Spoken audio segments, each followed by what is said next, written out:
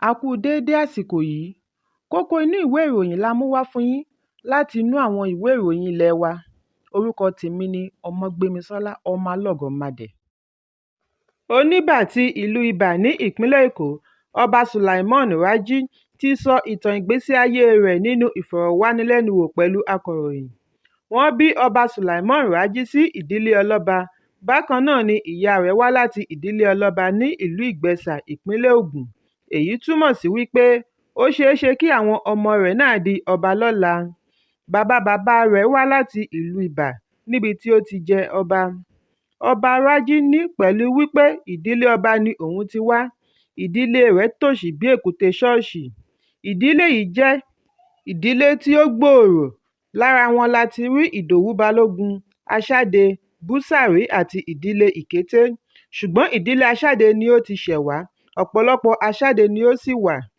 Nígbà tí ó ń sọ̀rọ̀ lórí ìdí tí ó fi tòṣì pẹ̀lú wípé ó wá láti ìdílé ọlọ́ba, ó ní òun gbé pẹ̀lú bàbá rẹ̀ àgbẹ̀ tí kò rí jájẹ. Gẹ́gẹ́ bí ọmọdé nígbà náà lọ́hùn, ọba ní bí òun kò bá lọ fẹ́gi lóko, kò sí oúnjẹ. Oríṣiríṣi iṣẹ́ bíi iṣẹ́ lébìrà, iṣẹ́ agbépò ni ọba ti ṣe rí.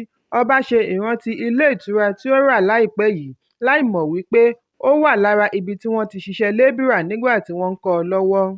Ṣùgbọ́n ju gbogbo rẹ̀ lọ, ìtẹ́lọ́rùn ni baba ìwà. Ìtẹ́lọ́rùn ni kò jẹ́ kí ọba ti dolóògbé bí àwọn akẹgbẹ́ wọn ní ìgbà náà. Ní ọdún 2016 ni Ifá mú Sulaiman Raji kí ó wá di ọba ní Ìgbẹ̀sà, ìpínlẹ̀ Ògùn.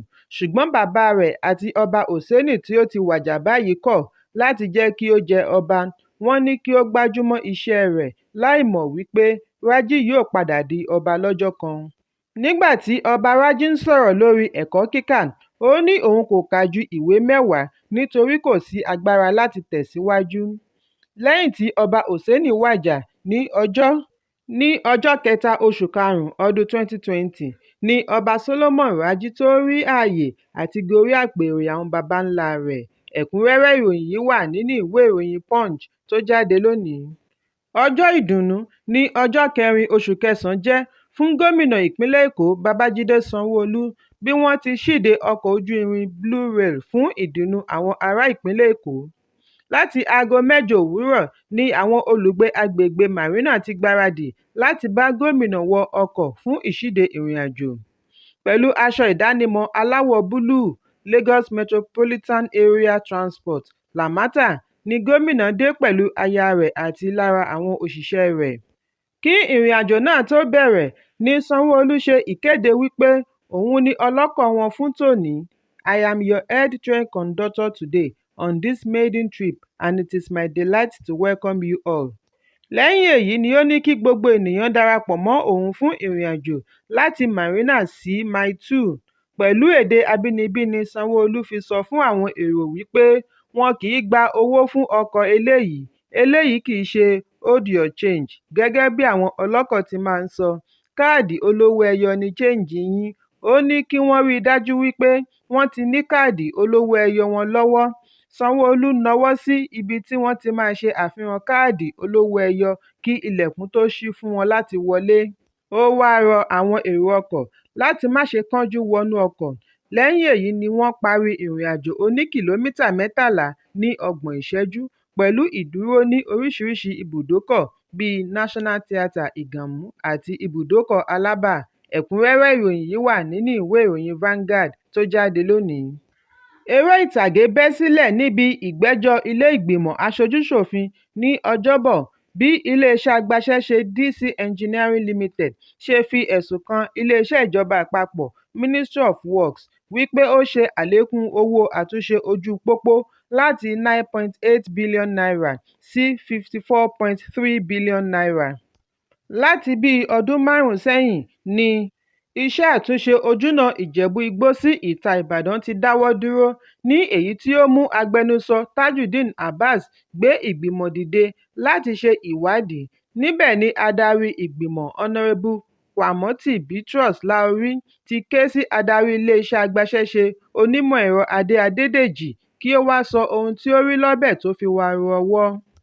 Lójú gbogbo ènìyàn ni Adédèjì ṣàlàyé wípé láàárín ọdún méjì ni ó yẹ kí iṣẹ́ ojúnà náà ti parí, ṣùgbọ́n ó gba iléeṣẹ́ mínísítà fún iṣẹ́ ní ọdún 5 láti ọdún 2018 sí ọdún 2023 kí wọ́n tó lè san ìdá 15 nínú ọgọ́rùn-ún 15% mobilization fee tí iye rẹ̀ jẹ́ n1.3 billion. Pẹ̀lú gbogbo ìwé ẹ̀rí lọ́wọ́ ni Adédèjì fi ẹ̀sùn kan ìjọba àpapọ̀ wípé ó nira fún wọn láti san owó iṣẹ́ òun. Ó ní àìyọ̀ǹda owó tó tó owó ni ó fà á tí iṣẹ́ òun ṣe ń fà bí ìgbín. Gẹ́gẹ́ bí ọ̀rọ̀ rẹ̀, ó ní díẹ̀díẹ̀ ni wọ́n tún san ìdá 15 owó yìí. Ọ̀sẹ̀ méjì sẹ́yìn ni wọ́n ṣẹ̀ṣẹ̀ parí sísan ìdá 15 owó ọ̀hún tán. Ó ní òun tọ iléeṣẹ́ ìjọba lọ láti ṣe àlékún owó yìí látorí 9.8 billion naira sí 14 billion naira látàrí ọ̀wọ́ngógó ohun èlò, ṣùgbọ́n iléeṣẹ́ kọ̀ jálẹ̀. Adédèjì ní ohun tí ó yani lẹ́nu jù ni wípé iléeṣẹ́ tí kò lè san 14 billion naira wá gbé iṣẹ́ yìí kan náà fún iléeṣẹ́ agbaṣẹ́ṣe mìíràn, Ariatech Construction Limited, ní owó tí iye rẹ̀ jẹ́ 54.3 billion naira, láì jẹ́ wípé wọ́n parí iṣẹ́ pẹ̀lú òun. Adarí iléeṣẹ́ ìjọba onímọ̀-ẹ̀rọ Adédàmọ́lá Kútì tí ó ṣe aṣojú iléeṣẹ́ ìjọba níbi ìjókòó ìgbìmọ̀ sọ wípé láti oṣù kẹsàn-án ọdún 2022 ni àwọn ti parí iṣẹ́ pẹ̀lú iléeṣẹ́ agbaṣẹ́ṣe DC Engineering, ṣùgbọ́n kò lè sọ ohunkóhun lórí ìdí tí wọ́n ṣe kọ̀ láti ṣe àlékún owó sí 14 billion naira tó fi jẹ́ wípé oní 54 billion naira ni wọ́n yàn láàyò. Nígbà tí ìgbìmọ̀ béèrè gbogbo ìwé ẹ̀rí tí wọ́n fi parí iṣẹ́ pẹ̀lú agbaṣẹ́ṣe àkọ́kọ́, ó ní kí wọ́n jẹ́ kí òun lọ ná kí òun padà wá. Lẹ́yìn gbogbo atótónu ni ìgbìmọ̀ darí gbogbo àwọn tí ọ̀rọ̀ kàn láti ṣe àgbékalẹ̀ ìwé ẹ̀rí tó ní í ṣe pẹ̀lú iṣẹ́ ojúnà yìí. Ní ọjọ́ 11 oṣù kẹsàn-án ọdún yìí, ọjọ́ Ajé tí ó ń bọ̀, ẹ̀kúnrẹ́rẹ́ ìròyìn yìí wà nínú ìwé ìròyìn Daily Post tó jáde lónìí. Àwọn agbébọn tí wọ́n fura sí wípé wọ́n jẹ́ ọmọ ẹgbẹ́ òkùnkùn tí wọ́n ń da omi àlàáfíà ìpínlẹ̀ Rivers rú ni a gbọ́ wípé wọ́n ti pa ọ̀gá ọlọ́pàá Divisional Police Officer DPO tí wọ́n pe orúkọ rẹ̀ ní Bako Angbanshin. Ìwádìí jẹ́ kó di mímọ̀ wípé ìṣẹ̀lẹ̀ yìí wáyé lálẹ́ àná ọjọ́ Ẹtì ní ìjọba ìbílẹ̀ Ìlà Oòrùn Àhúàdà. Àwọn afurasí yìí ni wọ́n dẹ́bùrú ọ̀gá ọlọ́pàá yìí pẹ̀lú àwọn ikọ̀ rẹ̀ nígbà tí wọ́n fẹ́ lọ ṣe ìkọlù sí ibi kọ́lọ́fín àwọn ọ̀daràn kan ní agbègbè Àhúàdà. Àwọn ọlọ́pàá àti afurasí yìí jọ wọ ìyá ìjà pẹ̀lú ìbọn kí ọwọ́ tó DPO. Lẹ́yìn tí wọ́n pa á tán ni wọ́n gé ẹ̀yà ara rẹ̀ kalẹ̀. Fídíò kan tí ó jẹ jáde lórí ẹ̀rọ ayélujára ni ó ṣe àfihàn bí wọ́n ṣe pín ẹ̀yà ara rẹ̀ sílẹ̀ yẹ́lẹyẹ̀lẹ tí àwọn afurasí náà sì ń kọ orin ìṣẹ́gun lábẹ́lẹ̀. Nígbà tí akọ̀ròyìn kàn sí agbẹnusọ ọlọ́pàá ìpínlẹ̀, Grace Iringe-Koko fìdí ìṣẹ̀lẹ̀ náà múlẹ̀, ṣùgbọ́n ó kọ̀ láti sọ ohunkóhun lé e lórí. Ẹ̀kúnrẹ́rẹ́ ìròyìn yìí wà nínú ìwé ìròyìn Daily Post tó jáde lónìí. Ikọ̀ ọlọ́pàá ìpínlẹ̀ Èkìtì ti fi ọwọ́ ṣìkún òfin mú afurasí 10 lórí ikú akẹ́kọ̀ọ́bìnrin Modúpẹ́ Deborah Àtàndá, akẹ́kọ̀ọ́ onípele kejì láti iléèwé gíga Federal University Ọ̀yọ́ Èkìtì FUOYE. Síwájú àkókò yìí ni wọ́n ṣe àfisùn wíwá Àtàndá kí wọ́n tó lọ ṣe àwárí òkú rẹ̀ níbi tí wọ́n sin ín sí nítòsí ọgbà iléèwé. Nígbà tí ó ń fìdí ọ̀rọ̀ yìí múlẹ̀, agbẹnusọ ọlọ́pàá ìpínlẹ̀ Èkìtì Sunday Abutu rọ àwọn ará ìlú láti ṣe sùúrù nígbà tí ó fi dá wọn lójú wípé gbogbo àwọn tí wọ́n lọ́wọ́ nínú iṣẹ́ ibi yìí ni wọ́n ó fi jófin. Bákan náà ni kọmíṣánná ọlọ́pàá fi dá ará ìlú lójú wípé àwọn yóò wádìí àwọn oníṣẹ́ ibi wọ̀nyí kí wọ́n sì gba ìjìyà tí ó tọ́.